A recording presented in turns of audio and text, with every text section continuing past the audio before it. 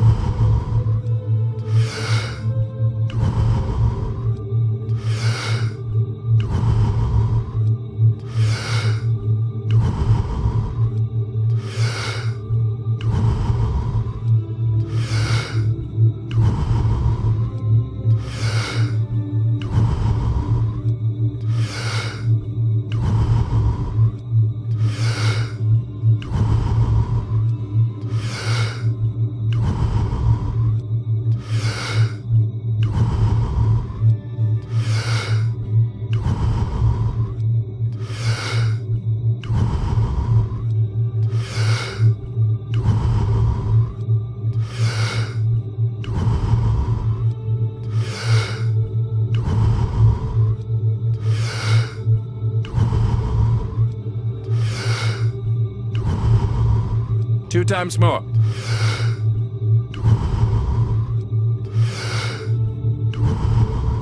And stop.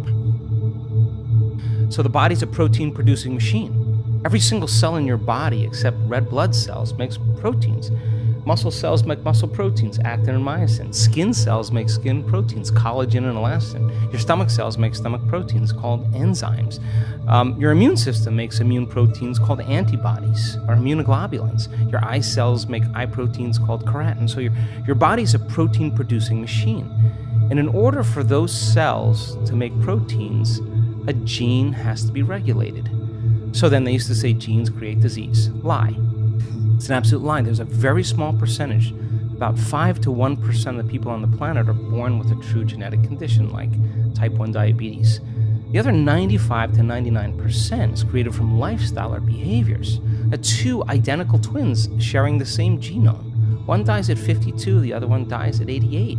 Well, what happened there? It was the reaction to the environment that caused their genes to be switched on or upregulated to make a healthy protein or downregulated to make a cheaper protein. And it turns out that when you're living in stress and living in survival, you're living in emergency mode, and that's not a time for growth and repair. Yeah. That's a time to mobilize all the body's energy, all its resources from some endangered situation, real or imagined, in their life.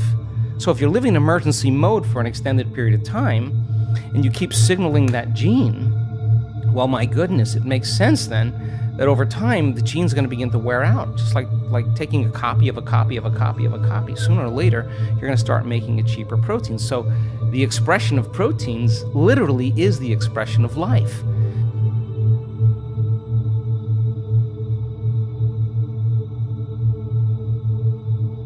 Thirty times.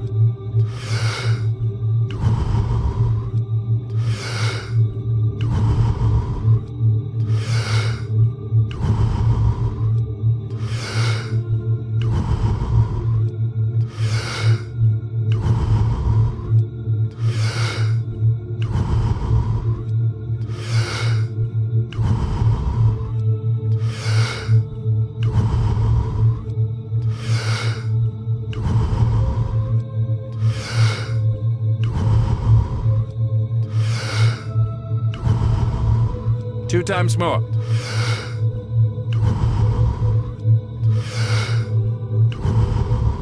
And stop. So then, is it possible then to signal the gene ahead of the environment? The answer is absolutely yes. Because if a person's waiting for their wealth to feel abundance, if they're waiting for their health to feel wholeness and gratitude, if they're waiting for their new relationship to feel love, they're living by the old model of reality of cause and effect, waiting for something out there to change to make them feel better and here, take away their lack or emptiness.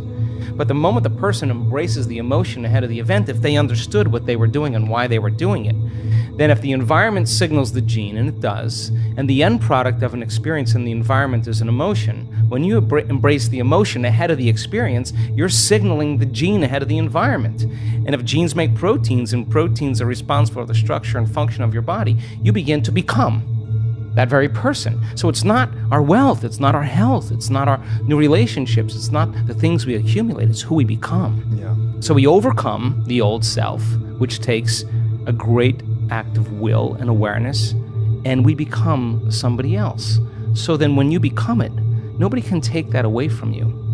In fact, you know that you know how to do it, or you know that you are it. And an abundant person doesn't say, I'm abundant, I'm abundant, I'm abundant, or a healthy person doesn't say, I'm healthy, I'm healthy, I'm healthy. They don't say that, they are it. Yeah. So then most people have just been fooled by their senses because their 5% of their conscious mind is holding the intent, but their body is habituated into a predictable future or emotionally conditioned into the past.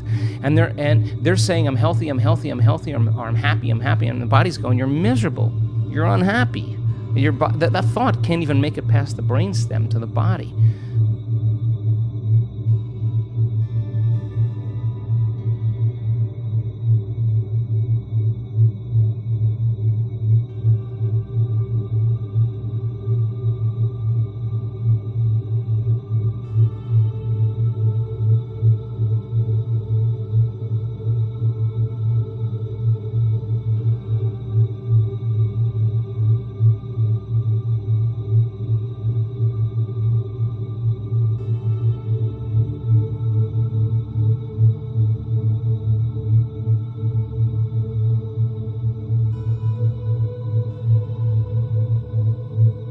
Thirty times.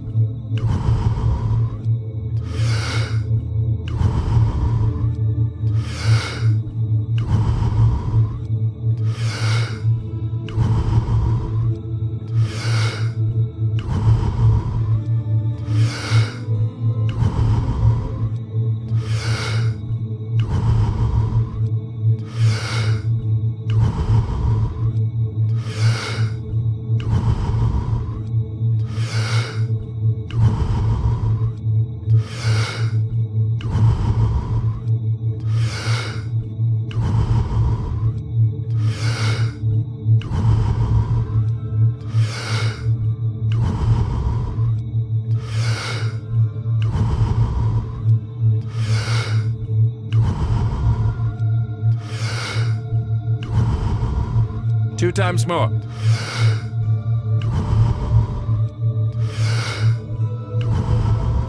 And stop. So then, teaching people how to self-regulate, they have no idea when they started changing their emotional states, the amount of biological and energetic changes that take place within them and all around them. So then develop that skill and get really good at this. Then for the most part, you wouldn't be so interested in so many material things. You would be interested in facing off with yourself every day and asking, what is it that stands in the way between me and my future? What is it that stands in the way between me and my connection to the quantum field? I think that's the real question. telling people that genes are a library of possibilities. So we express 1.5% of our DNA. The other 98.5% is called junk DNA, and that 1.5%, that's 23,688 genes we express. We have 140,000 proteins that make up the physical body. How could you have more proteins than genes? It should be 1-to-1, because on one gene you can have thousands of variations depending on the signal. So I hypothesize that that other 98.5% has to be signaled by electromagnetism, that the receptor sites on the outside of the cells are hundreds of times more sensitive to energy or electromagnetism than they are to chemistry. Chemistry is a downward causation. So imagine the person elevating their energetic state. Well, they are going to literally select and instruct new genes, and those genes may be the ones that create more significant and faster changes in the body. I mean, how do you explain a person in one meditation that's blind that comes out as now seeing? Like, what happened there? What about the stroke patient who was paralyzed for years is now moving a limb? I mean, it's not matter that emits a field. That's an illusion. It's the field that creates matter.